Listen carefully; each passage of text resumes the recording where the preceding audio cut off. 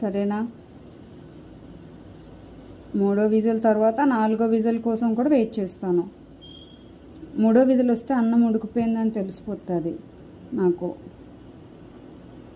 నేను గ్యాస్ వెలిగించేటప్పుడు అగ్నిదేవుడికి మొక్కుతాను ఎప్పుడు కూడా, అగ్నిదేవ ఈరోజు నా వంట తొందరగా అయిపోవాలని.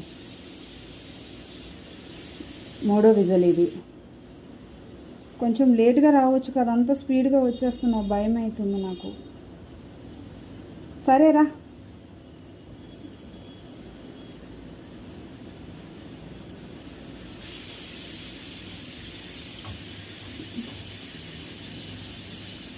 కమాన్.